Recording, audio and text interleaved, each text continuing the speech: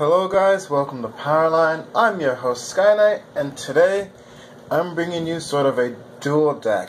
I know that sounds kind of weird, but this is actually a work in progress and one of my retro decks at the same time. I'm bringing you my King of Knights Alfred deck. So I know you guys have seen a couple of videos on our channel featuring the retro decks, and I promise to have another video explaining to it because I know we don't really put out those videos consistently, because they're kind of harder to put together because we have to have people actually put together a deck specifically for it. But I want to show you guys a video and hopefully you'll understand my choices. But I really do like this deck. It's something I wanted to play for quite some time, but also just be aware I'm still putting the deck together, so the deck is going to seem sort of complete yet incomplete at the same time. So we're going to get started with my grade 1s. We're going to get started with my grade 0s. And I have, for my starter, Wingle Brave.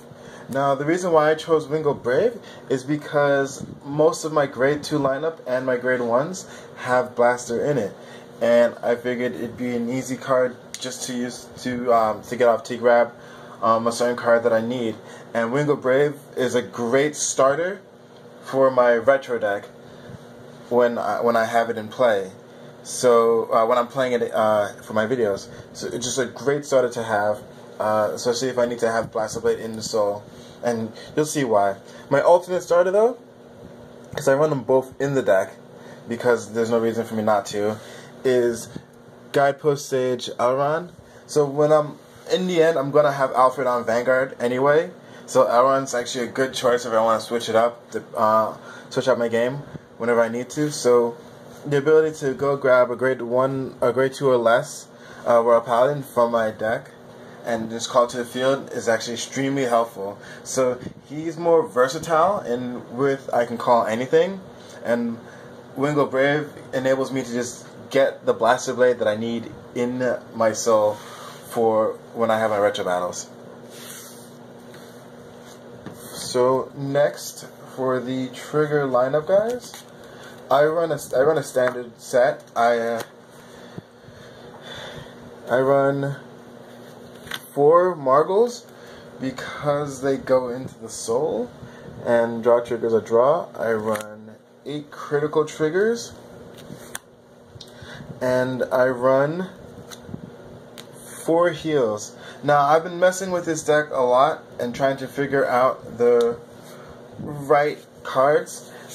My original build, I was running a High Beast build with a Blaster LaRue's, and that was quite fun for some time, and I needed a bunch of High Beasts. So as you notice, the Owl, the Jewel Knight, and the Margle are High Beasts, and I couldn't find another critical trigger that was a High Beast. The other one was a Royal Beast, and I can't use that. So I ended up sticking with this little guy because he was pretty cool. And that's pretty much it for my trigger lineups. So for my grade 1 units, and this is where it gets kind of everywhere, and this is, it just changes a lot. I run 2 Packles. Now the reason why I run Packle is because that can get extremely counterblast heavy, and it's a great way for me to start unflipping using Blaster Blade, or using Blaster Blade Spirit, or any other cards that need to unflip. And it's a great way for me to pace myself, especially with the Margles. I can put them back into the soul, or if I'm in Legion and it needs to be right and I'm not using Ezreal's skill, I'll definitely have the soul for it. So the soul does exist to run Packles.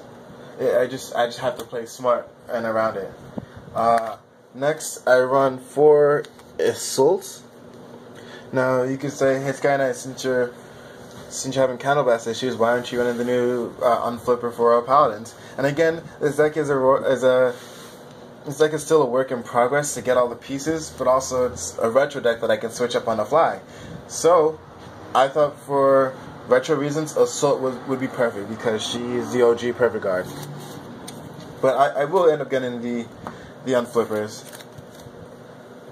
Next, I run 3 copies of Junos, Swordsman of Light Junos. I do like him, especially because I do I do Superior Call a lot in this deck between my Grade 0 Elrond and my Alfreds. I do Superior Call a lot, and I do end up getting the 5,000 per turn. It kind of sucks that it is once per turn, but I understand. Like, I really, really understand. Especially with the Ezel being able to call 3. And lastly, Swordsman of Light, Blaster Laura, or Lola as I like to call it because it was Lola, it was better. This card, I use this card now for when I'm using my retro battles. She's excellent behind Alfred, just making it a 21k at all times. She's making it an 11k at all times. When I am playing a regular match, I like to switch this out to the Stride Enabler so I can continue to Stride. But that is one of the cards that I actually have to end up getting when I head out to my locals again. So this card has, this slot actually has 2 different slots to go with. And I'm still working on with the ratios. I may go down to 3 Stride Enablers and 4 Junos. So I'm just still working it all out. So for my Grade 2 lineups, we'll start. I run 1 Knight of Twin Sword.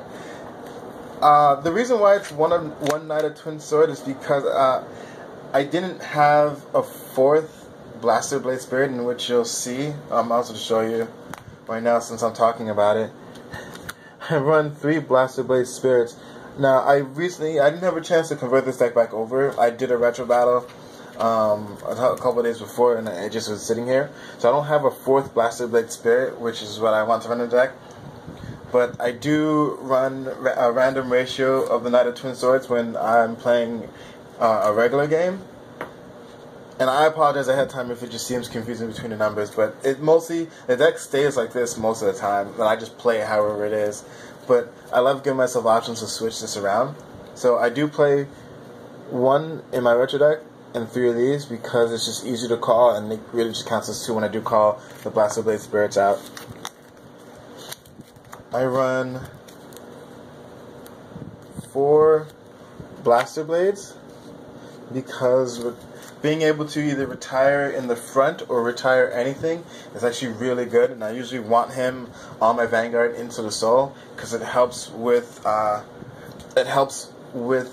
bunch of cards, and it helps at any other point in the game when I need certain effects to go off. Next and last, I run 4 Swordsman of Light and Arms. This is actually a really good card, especially if Alfred's on board. And being an 11k attacker does help sometimes. It does help all the time. And I just really like the art as well. It makes you appreciate that this was Blaster Blade before he became Blaster Blade. And his effect is amazing, to be honest. Although you do lose him to get a Blaster Blade, but I can get Blaster Blade Spirit for another easy kill. Lastly, guys, for my Grade 3s, I run 4 Ezels and 4 Alfreds. Now, I chose this is the deck. That is the Granddaddy deck. This is the deck I want to build. It can be a little inconsistent because it does need Alfred on. It does need Alfred on board for most of the deck to run. So if I'm playing a regular game and I'm striding away, I'll actually play Alfred first over Ezel because most of the deck needs Alfred, and there's nothing that I can really do about it. So I would play Alfred over Ezel and then ride Ezel when I need to Legion, and then put Alfred back on. And the deck works. I really do like it. I like the synergy between the two. I'm very big on synergistic legions, not just the way they look, but the way how they interact with both each other. I really do enjoy playing this. I'm not really a very pattern player, but I really enjoy playing this. Now, on the flip side of this, if I'm playing my retro deck, I'm running 4 regular Alfreds and 4 Alfred earlies. And this is why I need Blaster Blade in the soul, so I can call it out and be as sleek and cool as Aichi was in the show. And it's just kind of fun to be like, Alfred early, and then you just see the guy come out, and it's a free card for playing Alfred early. So it's just a lot of fun, and if Laura is behind it, you have a 17k column there, but you really just want to pull Blaster Blade out of the soul so you can retire something. Let's be real. Now for my stride units.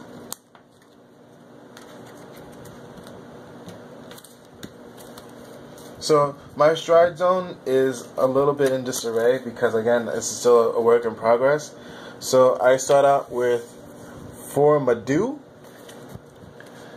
This card is great because I told you guys that I usually ride Alfred first. So I usually get back the Ezra that I discarded or the other Alfred. So, or if one of the cards ended up in the drop zone from the damage, I can always get that grade 3 back. So Madu was actually a great choice for it. I run 2 Blizzards because I felt the deck needed an extra Vanguard for it. And again, I don't have any Saint Blows or Samuels or Religious Soul Savers, which I can't run because I don't have a Blaster Blade. And this 2 Alt Miles because Alt Mile is Alt Mile. Now it's actually a really great card and it helps me fill my field. And the extra power is always welcome, to be honest. The extra power is always welcome for my regards. And lastly, I run Holy Squire Dragon. This is sort of a secret tech, and I know most Royal Paladin players don't fit this into their build. However, I like it because in the event you do face that random Link Joker player, you're actually able to survive instead of not surviving. It's a 2-of only because it flips itself over, and in the event of a Generation Break 3, you can start pushing for pressure and having them just start all over with their locking. I do like secret tags. With that said, if you're wondering, are there any like kind of secret moves or things that you may be really proud of, like combos you can do in this deck? No, there's no combos in this deck. It's very straightforward, to be honest. So that's it. That's my deck. If you have any questions, comments, concerns, leave it in the comment section below. If you would like Kaiser or myself to feature a deck for you, let us know also in the comment section below. Thank you guys, and have a great day.